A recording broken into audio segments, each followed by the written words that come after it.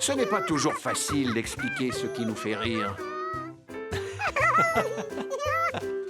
Mais souvent, en parcourant les vieux albums, on rigole bien. C'est là que j'ai décidé de ne plus porter que du jaune. Ouais. Oh, cette caisse, j'allais vendre ma citronnade dessus. C'est comme ça que j'ai réussi à m'acheter un ballon de football. Ça me fait penser que j'ai plein de citronnade au réfrigérateur. Si tu as soif, j'ai fait des réserves.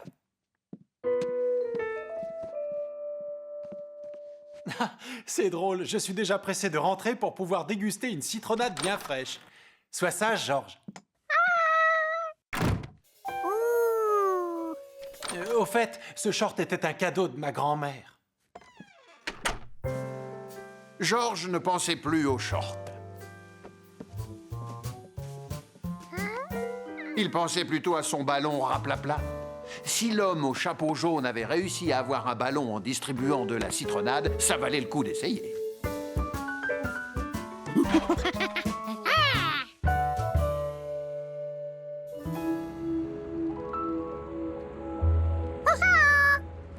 Bonjour, Georges. Oh, il fait chaud aujourd'hui, hein?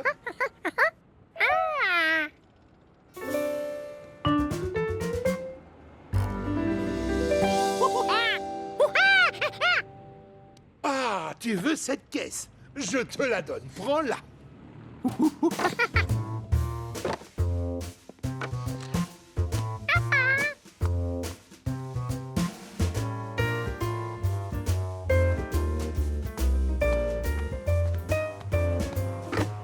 Et voilà, le tour était joué. Georges avait son propre stand de citronnade.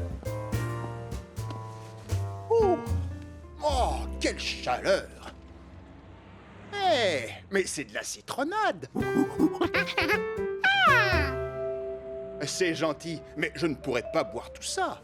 Tu n'aurais pas des gobelets?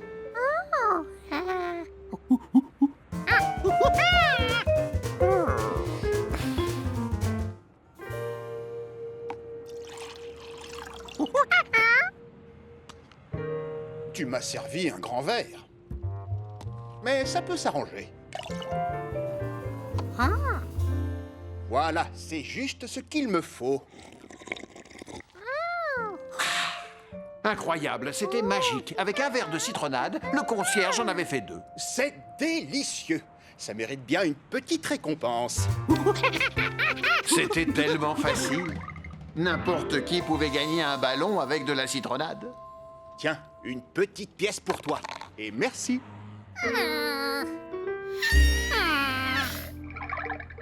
Il ne savait pas encore comment il allait obtenir ce qu'il voulait, mais tant qu'il y avait de la citronnade, il y avait de l'espoir.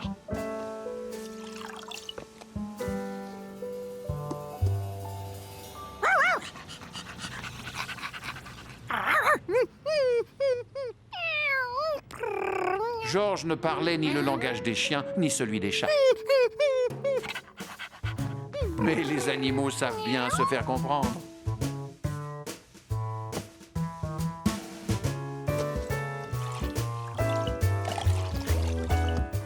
Il ne pouvait pas leur en donner trop s'il voulait avoir son ballon. Mais Charlie et Gnocchi n'étaient pas au courant de ses projets et ils avaient très soif.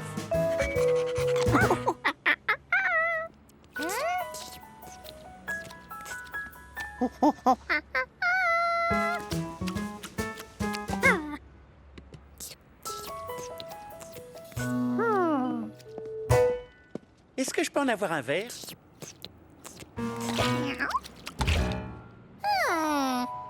Après tout, non.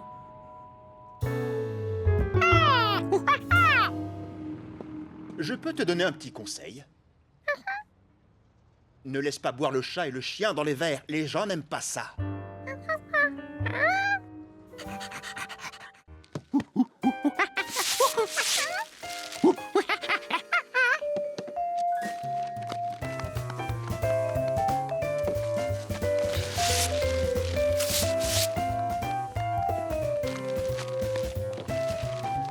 Il doit y avoir une promotion sur les cafetières. C'est la 15e qu'on emballe à la suite. Enfin, de voilà. Je t'ai cherché dans tout le magasin. Quel dommage que Georges ait un pantalon à rapporter. Il aurait bien voulu continuer à déballer les cadeaux.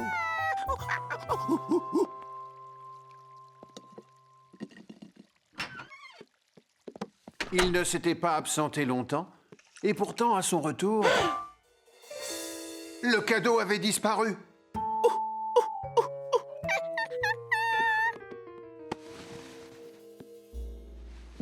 Merci, mon petit Georges, tu es adorable. Oui, je sais, tu te demandes pourquoi le cadeau n'est plus sur la table. Je me suis dit qu'il valait mieux le cacher. Comme ça, tu n'y penseras plus. Au contraire, ça l'avait rendu encore plus curieux.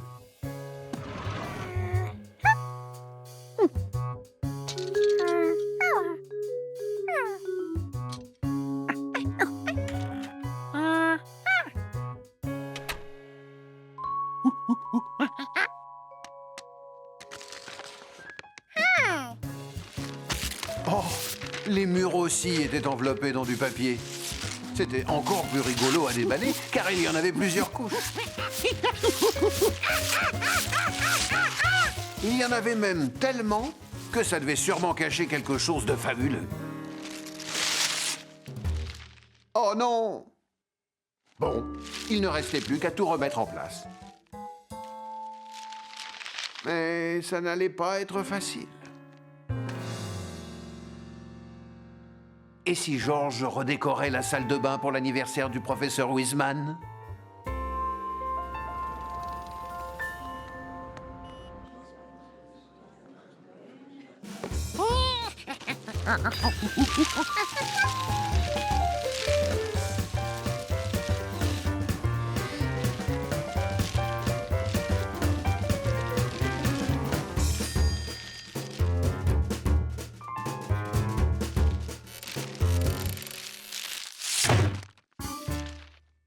Est-ce que c'est toi, Georges? Va vite te laver les mains avant l'arrivée du professeur. Oh, et mets le saladier en évidence sur la table.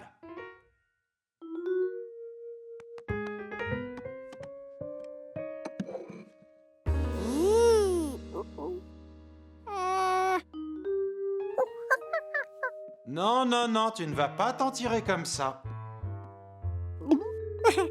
Regarde tes mains. Elles sont encore toutes collantes. Tu ne peux pas... Oh, oh, oh, oh, oh. Qu'est-ce que tu as encore fait? Oh, voilà le professeur Wiseman. Aide-moi à ranger tout ça.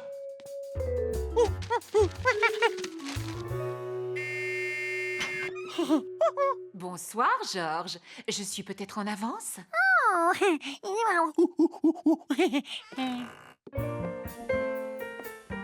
J'arrive tout de suite. Il y a des fruits sur la table. Servez-vous.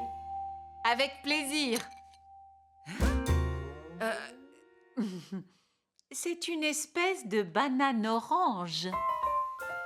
Et je suppose que ça pousse sur les bananes orangées. C'est intéressant. Je vais en planter un dans mon jardin. Excusez-moi, professeur, Oh! Bon anniversaire de notre part à tous les deux. Oh, il ne fallait pas, voyons. Georges, veux-tu m'aider à l'ouvrir?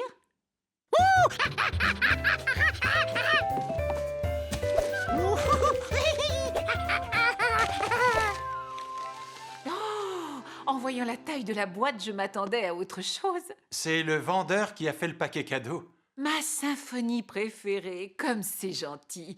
Merci beaucoup. Et si on l'écoutait tout de suite? Attendez, laissez-moi faire. Georges pouvait manger un fruit tranquillement. Il savait qu'ils allaient mettre du temps à retirer l'emballage. Det var en varm dag på landet, og Peter elskede at tage ud og sejle. Med sin legetøjsbåd altså. Selv en legetøjsbådkaptajn kan komme ud for oprørte vande i sin perfekte yndlingsdam.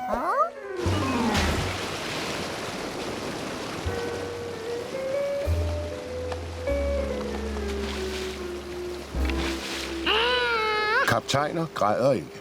De reparerer. Eller beder en ven om det. Jeg kan have den sejlklar til dig igen i morgen tidlig, kaptajn.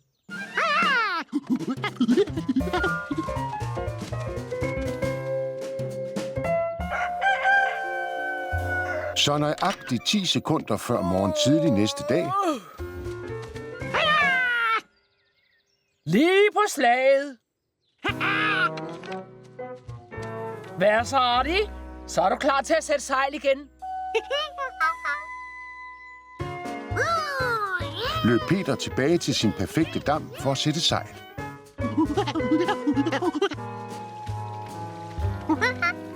Nu havde han en båd, men ingen dam.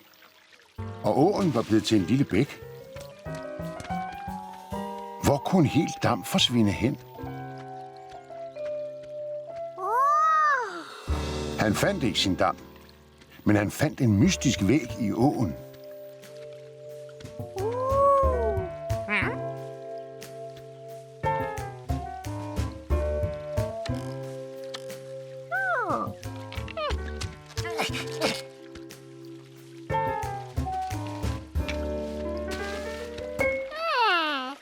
Det var der alt vandet var. Det var fanget bag væggen i åen.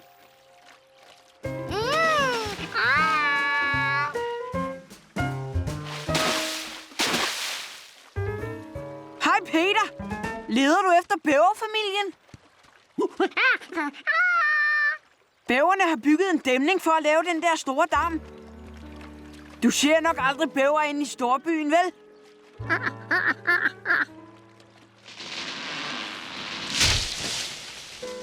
Jep, det er dem, der er gang inde i skoven. Jeg har taget nogle billeder af dem. De kan ikke lide, man kommer for tæt på, når de arbejder. Hej, hej! Så det var bæverne.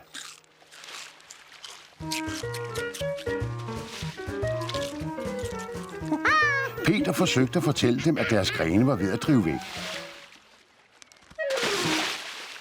Han var nok kommet for tæt på.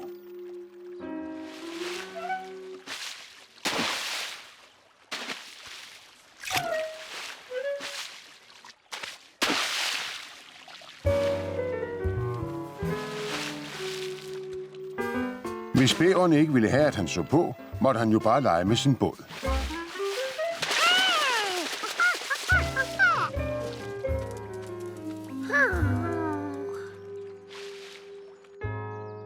Hvis han ikke måtte lege i deres dam, kunne han lave sin egen.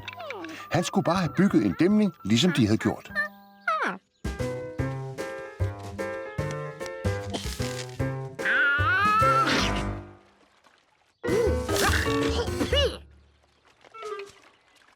Der måtte være en nemmere måde at skaffe træ til en abedæmning på.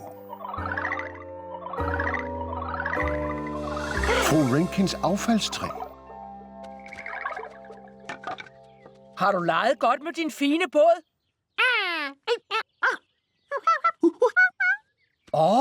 Du vil gerne have affaldstræet.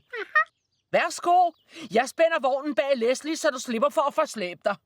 Nu havde han træ. Hvad kunne han ellers bruge til at stoppe vand med? Et voilà, ça va te faire du bien. L'hiver avait quand même ses bons côtés. Allô? Et Georges les appréciait largement. Il était prêt à renoncer à faire comme s'il était encore en été. Comment peut-on espérer s'amuser quand il gèle dehors? Et c'est en voyant le carton de jus de fruits qu'il eut une idée géniale.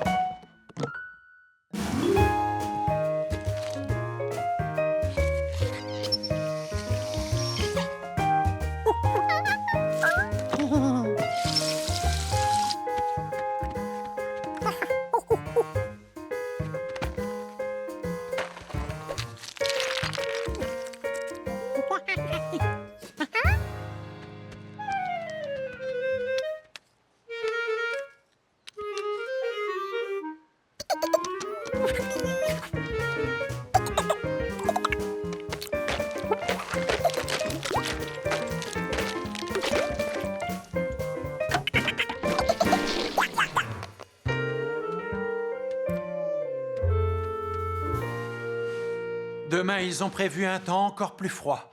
Désolé, mais tu peux faire de beaux rêves ensoleillés. Bonne nuit. Il allait faire encore plus froid demain? George était impatient de voir ça.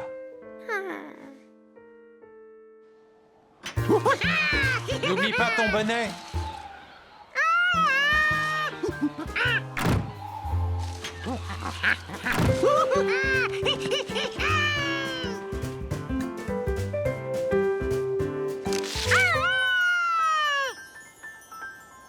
Son plan avait fonctionné à merveille.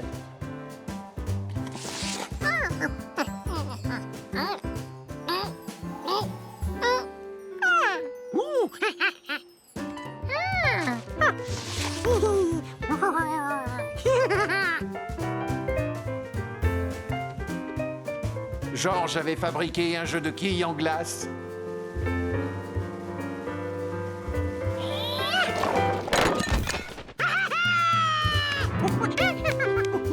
Finalement, il s'amusait bien, même avec ce grand froid. À ce moment-là, Jumpy sauta sur une quille en agitant ses petites pattes.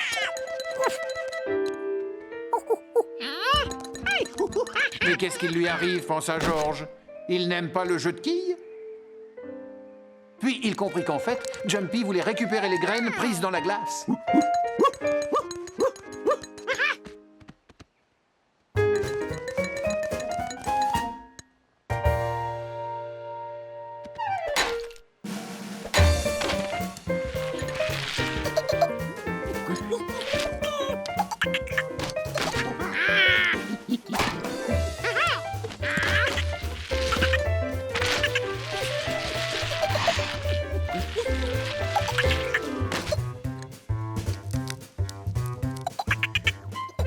George et Jumpy jouèrent à ce drôle de hockey jusqu'au soleil couchant.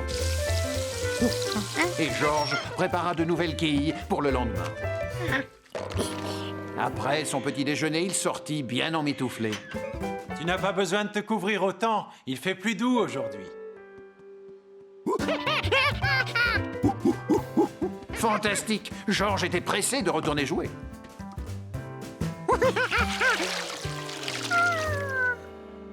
Malheureusement, il ne faisait plus assez froid pour que l'eau se transforme en glace. Dire qu'il avait trouvé une idée originale pour s'amuser et que tout était tombé à l'eau à cause du temps. Ah, l'hiver!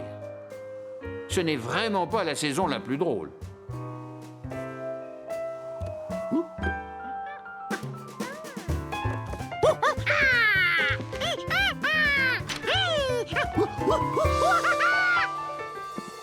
Ça y est, il commence à neiger. Ils ont prévu d'importantes chutes pour cette nuit.